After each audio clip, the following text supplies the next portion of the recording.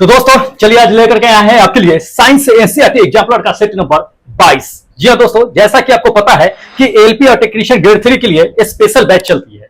जी हाँ दोस्तों, तो इसके लिए काफी इंपॉर्टेंट क्वेश्चन हम आपको क्या है कि डेली प्रोवाइड कराते रहते हैं। तो आज जो लेकर के आए हैं साइंस, वो क्या है कि 11th के बायोलॉजी से 20 काफी इंपॉर्टेंट क्वेश्चन डाले हुए हैं, तो इसको बिल्कुल ही मिस मत कीजिए। वैसे तो आप लोग 10th 9th का क्या करते हैं कि किसी भी बुक से तो पढ़ ही लेते हैं जीके जीएस, लेकिन बहुत कम ऐसे कैंडिडेट हैं जो 11th और 12th का साइंस पढ़ पाते होंगे। तो दोस्त बिल्कुल मिस मत कीजिए, क्योंकि काफी इंपॉर्टेंट हम आपको क्वेश्चन प्रोवाइड करा रहे हैं अभी 11th और 12th से। ठीक है। दूसरी नंबर बात कि जो लोग टेस्ट देते हैं दोस्त, एक ही बार में आप कोशिश कीजिए कि टेस्ट अटेम्प्ट कर ले। 2 बार आप अटेम्प्ट करते हैं, ये गलत करते हैं, क्योंकि सीट क्या होती है कि फुल हो जाती है एक्स्ट्रा आपके नाम से। ठीक है। दूसरा लोग टेस्ट नहीं दे पाते हैं, जैसा कि हमने आपको बता ही दिया था कि 100 लोगों के लिए ही क्या बनी हुई है टेस्ट, 100 से ज्यादा लोग नहीं दे पाएंगे। ठीक है, लेकिन आप लोग मानते नहीं है। एक ने हमें फोन किया कि टेस्ट नहीं खुला है, मैंने खोल के देखा तो एक ही नाम से कई लोग जो है टेस्ट दे रखे हैं, तो ये गलत है। उसको मैंने क्या किया कि 2-4 को जो है रिजल्ट डिलीट कर दिया, तो शायद वो टेस्ट दे पाया होगा। तो दोस्त ऐसा मत कीजिए, सबको मौका दीजिए टेस्ट देने का। ठीक है। जो लोग नए हैं उनको मैं बता देता हूं कि दोस्त आप कैसे टेस्ट दे सकते हैं, कैसे पार्टिसिपेट कर सकते हैं। बिल्कुल फ्री में होता है, निःशुल्क होता है। कैसे देना है ये वीडियो के लास्ट में आपको हम बता देंगे, बने रहिएगा। अभी देख लीजिए 20 जो इंपॉर्टेंट क्वेश्चन है एनसीईआरटी का। ठीक है, देखिए ये क्वेश्चन नंबर फर्स्ट है। क्वेश्चन नंबर फर्स्ट में क्या कहा जा रहा है कि जब हम आलू के कंद छीलते हैं तो छिलका के रूप में किसको हटा देते हैं? किसे हटा देते हैं? आलू का जो छिलका होता है वो क्या होता है जिसको हम हटा देते हैं? तो ध्यान रखिएगा, ये फर्स्ट नंबर मेरा ऑप्शन करेक्ट होगा। क्या? पेरीडर्म। आलू का जो छिलका होता है वो पेरीडर्म होता है, उसी को हम क्या करते हैं कि छील करके हटा देते हैं। ठीक है। यह क्या होता है कि एक जो है कंद के रूप में होता है। आलू क्या होता है? एक तना के रूप में क्या होता है कि नीचे से विकसित होता है, और तना का सबसे ऊपरी भाग जो होता है जिसे हम लोग आलू के छिलके के रूप में फेंक देते हैं बाहर, वो पेरीडर्म होता है। ठीक है, तो इसको ध्यान रखिएगा, इंपॉर्टेंट क्वेश्चन है। ठीक है, चलिए सेकेंड क्वेश्चन दिखाते हैं आपको। सेकेंड क्वेश्चन देखिए, सेकेंड क्वेश्चन कहा जा रहा है इसमें दोस्त की वसा उत्तक निम्नलिखित में से किस श्रेणी में आता है? देखिए वसा उत्तक वैसे ढीला संयोजी उत्तक में आता है, ढीला लूज। ठीक है, टिश्यूज तो उसके अंतर्गत आता है, लेकिन जान लीजिए कि इसमें तो ढीला उला दिया नहीं है, तो सीधा जान लीजिए ये सेकेंड नंबर मार देंगे क्या कि वसा जो है वो संयोजी उत्तक के अंतर्गत आता है। तो ध्यान रखिएगा, संयोजी उत्तक के श्रेणी में आता है। ठीक है, चलिए तीसरा क्वेश्चन देख लीजिए। तीसरा क्वेश्चन इसमें कहा जा रहा है कि निम्नलिखित में से कौन संयोजी उत्तक नहीं है? तो संयोजी उत्तक तो अभी वो पहले ही बता दिए कि वसा है। इसके बाद इसमें कहा जा रहा है कि संयोजी उत्तक नहीं है। जान लीजिए कि ये हड्डी संयोजी उत्तक है, उपास्थि ये भी है, तीसरा आपको दे दिया है कि रक्त ये भी है। कौन नहीं है? तो ये 4th नंबर आपका मांसपेशियां जो है दोस्त, वो संयोजी उत्तक के अंतर्गत नहीं आता है। ठीक है, तो ध्यान रखिएगा, इंपॉर्टेंट क्वेश्चन है, पूछे जाते हैं। चलिए अगला क्वेश्चन देख लीजिए। अगला क्वेश्चन कहा जा रहा है दोस्त, इंपॉर्टेंट है कि क्लीटेलम दे दिया। क्लीटेलम केचुए के शरीर का क्या है कि एक विशिष्ट भाग होता है, जो यह डैश खंड में पाया जाता है। किस खंड में? कछुए के किस खंड में पाया जाता है? तो हम लोग अच्छी तरह से जानते हैं केचुआ का शरीर जो होता है वो खंड बाई खंड क्या होता है कि डिवाइडेड होता है। जान लीजिए कि एक केचुए में लगभग कितना खंड बना होता है शरीर का? तो 100 से 120 खंड उसका शरीर का बना होता है, जो समान रूप में बना होता है। ठीक है, डब्बे आकृति में बने होते हैं, 100 से लेकर के 120। अब उसी में कहता है कि क्लीटेलम जो होता है वो शरीर का, केचुआ का तो मुख्य भाग है, वो किस खंड में पाया जाता है? तो ये क्लीटेलम जो होता है दोस्त, जान लीजिए कि केचुए के जो होता है वो 14वें से 16वें खंड में पाया जाता है। 14वें से 16वें खंड के बीच में मौजूद होता है। जान लीजिए ये सेकेंड नंबर होगा, 14, 15, 16 खंड इसमें मौजूद होता है। ठीक है, चलिए अगला क्वेश्चन आपको दिखाते हैं। हाँ, ये भी केचुआ से रिलेटेड है। देख लीजिएगा कि सेटे केचुए में क्या करता है कि गति करने में मदद करता है। सेटे जो है सो, तो ये सेटे जो है क्या होता है कि समान रूप से फैले होते हैं, लेकिन ये कहां मौजूद होता है केचुए में, यही हमको बताना है। ठीक है, तो जान लीजिए खंड इसमें भी दे दिया है कि कई खंड है।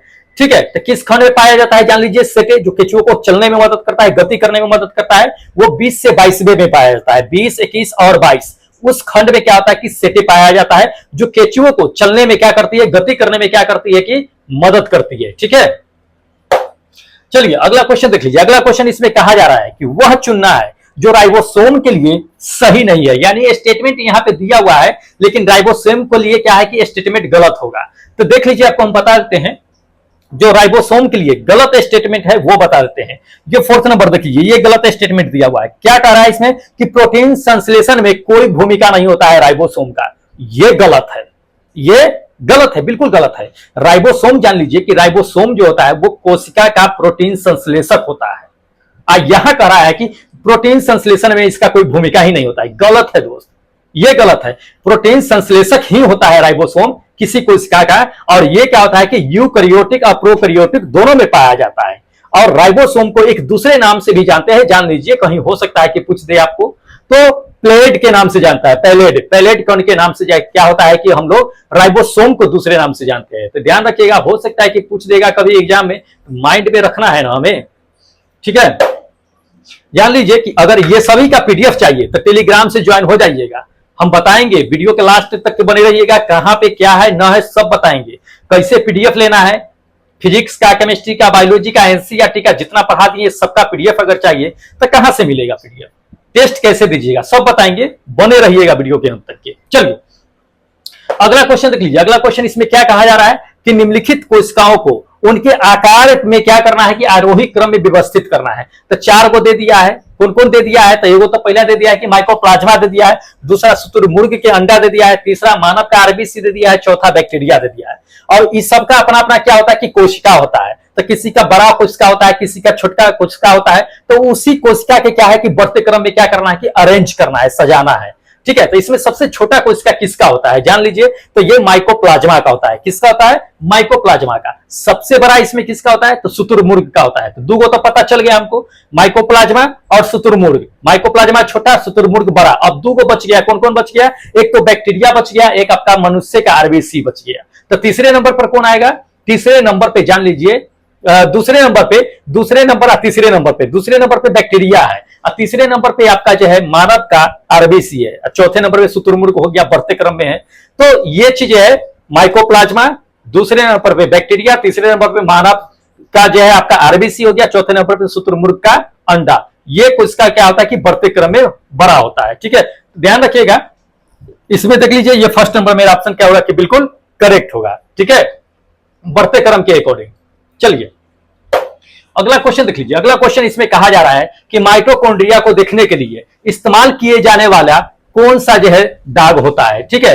हम अगर माइटोकॉन्ड्रिया को देखना चाहते हैं तो इसमें से किसका इस्तेमाल करते हैं, ठीक है, जिससे हम माइटोकॉन्ड्रिया को देख सकेंगे। तो जान लीजिए ये फोर्थ नंबर मेरा ऑप्शन करेक्ट होगा। क्या कि जानूस ग्रीन के सहायता से क्या कर सकते हैं कि हम माइटोकॉन्ड्रिया को देख सकते हैं। अब जानूस ग्रीन होता क्या है ये भी थोड़ा सा जान लीजिए आप। जानूस ग्रीन एक तरह का पाउडर होता है, एक तरह का पाउडर होता है जो गहरा हरा हो सकता है, गहरा भूरा हो सकता है, गहरा काला हो सकता है। एक तरह का पाउडर होता है। उसको क्या करते हैं, छिड़क के बरफ से उसको मिलाते हैं, फिर माइक्रोस्कोप से देखते हैं तो हमको क्या दिखता है, माइटोकॉन्ड्रिया दिखता है। जान लीजिए एक तरह का ये पाउडर ही होता है। तो ध्यान रखिएगा, इंपॉर्टेंट है ये। चलिए अगला क्वेश्चन देख लीजिए। अगला क्वेश्चन इसमें कहा जा रहा है कि कई तत्व जीवित जीवों में क्या होता है कि मुक्त रूप से पाया जाता है, यौगिक के रूप में पाए जाते हैं, ठीक है। तो आपको इसमें बताना है कि निम्नलिखित में से, ठीक है, कौन है जो एक जीवित जीव में नहीं पाया जाता है, ठीक है। तो इसमें से कौन है जो जीवित जीव में नहीं पाया जाता है। जान लीजिए, आपको हम बता देते हैं कि मैग्नीशियम, आयरन, सोडियम ये सभी जीवित जीव में पाया जाता है, नीचे से लेकर तीसरा तक के।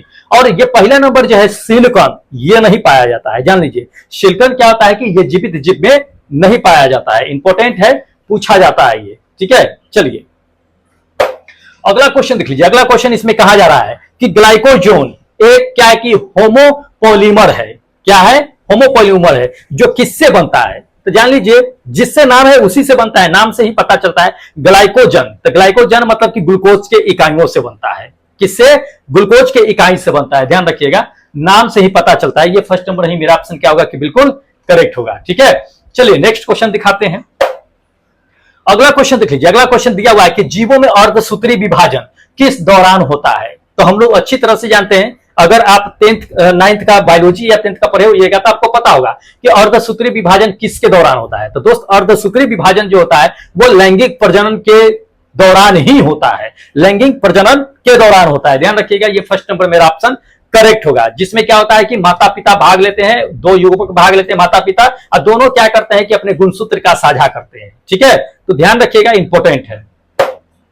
अगला देखिए, अगला क्वेश्चन इसमें दे दिया कि अर्धसूत्री विभाजन 1 द्विसंयोजी कहता है में शामिल होते हैं। तो उसमें क्या क्या शामिल होते हैं द्विसंयोजी में, ये बताना है। जब अर्धसूत्री विभाजन 1 होता है तो उसके द्विसंयोजी में क्या शामिल होते हैं, ठीक है, ये बताना। तो ध्यान रखिएगा, आपको हम बताते हैं कि ये थर्ड नंबर मेरा ऑप्शन करेक्ट होगा। क्या 4 क्रोमोटेटिड होता है, 4 क्रोमोटेटिड होता है और 2 सेंट्रोमियर होता है। ध्यान रखिएगा अर्धसूत्री विभाजन 1 में। तो ये थर्ड नंबर मेरा ऑप्शन क्या होगा कि बिल्कुल करेक्ट होगा, ठीक है। चलिए नेक्स्ट क्वेश्चन आपको दिखा देते हैं। अगला क्वेश्चन देख लीजिए। अगला क्वेश्चन इसमें दे दिया है कि निम्नलिखित में से कौन सा बाष्पोत्सर्जन को सीधा प्रभावित नहीं करता है। जी हाँ, बाष्पोत्सर्जन सीधा प्रभावित नहीं करता है। जान लीजिए कि टेम्परेचर को भी करता है, प्रकाश को भी करता है, हवा के गति को भी करता है। किसको नहीं करता है? सबसे लास्ट में जो दिया है ये फोर्थ नंबर कि पत्तियों में क्लोरोफिल की मात्रा को प्रभावित नहीं करता है बाष्पोत्सर्जन जो होता है सो, ठीक है। तो इसको ध्यान में रखिएगा, इंपॉर्टेंट है। चलिए अगला क्वेश्चन देख लीजिए दोस्त। अगला क्वेश्चन इसमें दे दिया है कि पत्ती के निचले सतह पे क्या होता है कि रंध्रों की संख्या अधिक होती है। जी हाँ, स्टोमेटा जो होता है वो पत्ती के ऊपरी भाग में कम होता है लेकिन निचले सतह में बहुत ज्यादा होता है। वो जो होती है वो क्या होती है, यही जान लीजिए। तो आप जान लीजिए कि पत्ती का निचले सतह में रंध्रों की संख्या क्या होता है कि अधिक होता है। तो वो किस तरह का पत्तियां होता है? तो द्विबीजपत्री होता है। जान लीजिए द्विबीजपत्री होता है। और आपको हम बता देते हैं कि जहां पे रंध्रों की संख्या अधिक होती है वहां पे सूर्य का प्रकाश क्या होता है कि बहुत कम पड़ता है, और जहां पे क्या होता है कि पत्तियों पर सूर्य का प्रकाश ज्यादा पड़ता है वहां पे रंध्रों की संख्या कम होती है। तो पत्ती जो होता है तो ऊपरी सतह पे क्या होता है सूर्य का प्रकाश ज्यादा पड़ता है, इसलिए ऊपरी सतह पर क्या होता है कि रंध्र की संख्या कम होता है, नीचे ज्यादा होता है। वही रंध्र क्या करता है कि पौधे में पानी की नमी को एक संतुलन बनाए रखता है, ठीक है। तो ध्यान रखिएगा पत्ती के निचली सतह में जो रंध्रों की संख्या अधिक होती है वो पत्ती जो होता है ये होता है पृष्ठीय आधारीय पत्ती होता है, मतलब द्विबीजपत्री में ही ये पाया जाता है। तो ध्यान रखना है इससे। चलिए अगला क्वेश्चन देख लीजिए। अगला क्वेश्चन इसमें कहा जा रहा है कि फ्लोएम के माध्यम से परिवहन किए जाने वाले शर्करा के रूप में क्या होता है। तो हम लोग अच्छी तरह से जानते हैं फ्लोएम क्या करता है, फ्लोएम का काम क्या होता है। तो दोस्त फ्लोएम का काम क्या होता है, पौधे के पत्ती क्या करता है, प्रकाश संश्लेषण के थ्रू जो खाना बनाता है तो उस खाना को फ्लोएम क्या करता है कि पौधे के विभिन्न भागों में पहुंचाने का काम करता है, ये तो हम लोग जानते हैं। और जाइलम भी संभवक उत्तक होते हैं, 2 होते हैं, तो फ्लोएम में एक जाइलम होता है। तो जाइलम क्या करता है कि पेड़ के जड़ से क्या करता है कि पौधे के पूरे भागों में पानी पहुंचाने का काम करता है, ठीक है। तो फ्लोएम की हम बात कर रहे हैं, यहां फ्लोएम की बात हो रहा है। तो फ्लोएम तो खाद्य पदार्थ को पूरे पौधे में पहुंचाने का काम करता है। उस खाद्य पदार्थ में शर्करा के रूप में क्या मौजूद होता है जान लीजिए, यही है पूछा जा रहा है। तो शर्करा को क्या पहुंचाने, मतलब शर्करा के रूप में क्या मौजूद होता है जिसको पहुंचाने का काम करता है, तो ये सुक्रोज होता है। ये थर्ड नंबर मेरा ऑप्शन करेक्ट होगा। क्या सुक्रोज को क्या करता है कि पहुंचाने का काम करता है फ्लोएम जो होता है सो, ठीक है, खाना के माध्यम से। अगला क्वेश्चन देख लीजिए। अगला क्वेश्चन इसमें दे दिया है कि निम्नलिखित में से कौन सा अंतः शोषण का जो है उदाहरण है, ठीक है, अंतः शोषण का उदाहरण है। जी काफी इंपॉर्टेंट है, जान लीजिए कि आपको हम बताते हैं कि अंतः शोषण का जो उदाहरण है, बेस्ट एग्जांपल आपका ये थर्ड नंबर है। क्या कि मिट्टी डालने पर बीज का फूल जाना, ये एक अंतः शोषण का उदाहरण है। अब थोड़ा सा समझ लीजिए कि अंतः शोषण कहने का क्या मतलब होता है। अंतः शोषण कहने का मतलब एक तरह का विसरण ही होता है। क्या होता है, एक तरह का विसरण होता है। जब मिट्टी में क्या करते हैं कि बीज डालते हैं तो बीज डालने के कुछ दिन बाद देखिएगा कि वो जो बीज फूल जाता है, फूलने के बाद वो अंकुरित होने लगता है। तो फूलता क्यों है, क्योंकि उसके अंदर क्या होता है कि विसरण की क्रिया होता है। क्या होता है, विसरण के, पानी के आसपास जो पानी होता है उसको अपने अंदर ऑब्जर्व करता है। या आप सूखी भी लकड़ी अगर जमीन के अंदर डाल दीजिएगा और कुछ समय के बाद निकालिएगा तो वो भीगा हुआ रहेगा। क्यों, क्योंकि वो चारों ओर के पानी को अपने अंदर ऑब्जर्व करता है, विसरण की क्रिया उसके अंदर होता है। तो ये चीजें होती है, ध्यान रखिएगा, इंपॉर्टेंट है, ठीक है। चलिए अगला क्वेश्चन आपको दिखा देते हैं। अगला क्वेश्चन देख लीजिए। अगला क्वेश्चन दिया है कि जब कोई पौधा क्या है कि जीर्णता से गुजरता है तो उसका पोषक तत्व क्या हो सकता है, ठीक है। जीर्णता करने का मतलब कि पौधे की पत्ती जब झरने की स्थिति में आता है तो उसके अंदर जो पोषक तत्व होता है उसका क्या होता है। ध्यान रखिए पोषक तत्व का क्या होता है कि झरने से पहली पत्ती क्या करता है कि स्थानांतरण कर देता है, दूसरे जगह स्थानांतरण करने का काम करता है। तो ये क्या होगा कि ये थर्ड नंबर मेरा ऑप्शन करेक्ट होगा, स्थानांतरण कर सकते हैं। अब जान लीजिए कि पोषक तत्व के रूप में होता क्या है।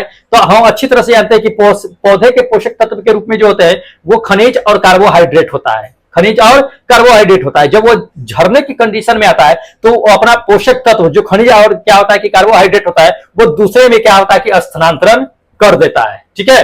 तो ध्यान रखना है दोस्त, इंपॉर्टेंट है। चलिए अगला क्वेश्चन देख लीजिए। अगला क्वेश्चन इसमें क्या कहा जा रहा है कि बेमेल जोड़ी को चिन्हित करना है, मतलब कि जो जोड़ा इसमें नहीं मिल रहा है उसको हमको करेक्ट पहचानना है। तो ध्यान रखिए इसमें पहला नंबर ही जोड़ा नहीं मिल रहा है। क्या? एमाइलोप्लास्ट दे दिया। एमाइलोप्लास्ट कहता है कि प्रोटीन कणिकाओं का जो है संग्रहित करता है, ये गलत है। एमाइलोप्लास्ट जो है क्या करता है कि प्रोटीन का कणिकाओं का संग्रहित नहीं करता है, बल्कि किसका करता है? जान लीजिए कि कार्बोहाइड्रेट यानी कि स्टार्च का संग्रह करने का काम करता है एमाइलोप्लास्ट जो होता है। सो प्रोटीन को नहीं, कार्बोहाइड्रेट यानी कि स्टार्च को। ठीक है, तो इसको पहले ही पकड़ लिए हैं, आगे जाने की जरूरत नहीं है। चलिए अगला देखिए, अगला क्वेश्चन दे दिया इसमें कि पौधे में उगाया जा सकता है। इसमें से क्या करना है कि गलत विकल्प हमको चुनना है। ठीक है, तो पौधों को इनमें से किसकी सहायता से उगाया जा सकता है, यही हमको इसमें क्या करना है? पहचानना है। और गलत स्टेटमेंट हमको चुनना है। तो जान लीजिए इसमें गलत स्टेटमेंट जो होगा दोस्त, वो 1 2 3 सब सही होगा, ये 4th नंबर मेरा गलत होगा। क्या कह रहा है इसमें कि आवश्यक पोषक तत्वों के बिना क्या है कि बिना जो है मिट्टी या पानी के क्या सकते हैं कि उपजा सकते हैं पौधों को। तो ये तो गलत है स्टेटमेंट, उसके बिना कैसे उपजा सकते हैं? नहीं उपजा सकते हैं। तो यहीं पे क्या है कि ये 4th नंबर मेरा ऑप्शन क्या है कि गलत है। चलिए लास्ट क्वेश्चन दिखा देते हैं। लास्ट क्वेश्चन इसमें दे दिया है कि निम्नलिखित में से कौन सा लक्षण जो है पौधे में मैग्नीज के विषाक्त का कारण नहीं है। जी हाँ, पौधे में विषाक्त का कारण नहीं है, कौन? ये हमको जानना है। जान लीजिए इसमें कि ये 2nd नंबर मेरा ऑप्शन करेक्ट होगा। क्या कह रहा है कि आयरन और नाइट्रोजन दोनों की कमी जो है प्रेरित होती है। नाइट्रोजन और क्या कर दिया इसमें? आयरन, दोनों की कमी क्या होती है कि प्रेरित होती है। अब समझ लीजिए थोड़ा सा, क्या है कि मैग्नीज की बात कर रहा है ना, कि मैग्नीज की विषाक्तता के, तो मैग्नीज की अधिकता जो होता है वास्तव में अगर देख लीजिए तो आयरन, मैग्नीशियम और कैल्शियम की कमी से उत्पन्न कर सकता है। ठीक है, इस सब की कमी से उत्पन्न कर सकता है। तो ये मेरा क्या है कि ये 2nd नंबर मेरा ऑप्शन क्या है कि बिल्कुल करेक्ट है। चलिए अब आपको हम बता देते हैं कि टेस्ट कैसे दीजिएगा। जो लोग टेस्ट है, अगर इस सबका पीडीएफ भी चाहिए और टेस्ट देना है तो लिंक डिस्क्रिप्शन बॉक्स में नीचे डाला हुआ है। आप वहां से क्या कर सकते हैं कि खोलिए, मोर लिखा हुआ है, उसको टच कीजिएगा तो सारा डिस्क्रिप्शन बॉक्स खुल जाएगा। वहीं पे आपको टेस्ट का लिंक दिखेगा और अंदर में क्या है कि आपका टेलीग्राम का लिंक दिया हुआ है, टेलीग्राम से जुड़ जाइएगा। वहीं पे आपको क्या होगा कि इसका पीडीएफ प्रोवाइड हो जाएगा। ठीक है, तो ये है। और क्या कीजिए कि डेली टेस्ट दिया कीजिए। 100 लोगों की कैपेसिटी होती है, उससे ज्यादा लोग नहीं दे सकते हैं टेस्ट। तो एक नाम से एक ही बार टेस्ट देने की कोशिश कीजिएगा और एक ही बार में अटेम्प्ट करने की कोशिश कीजिएगा, बेटर होगा। ठीक है, चलिए क्या करते हैं कि अब हमको इजाजत दीजिए, फिर मिलते हैं एक नए वीडियो के साथ, एक नए सेट के साथ। तब तक जय हिंद दोस्तों।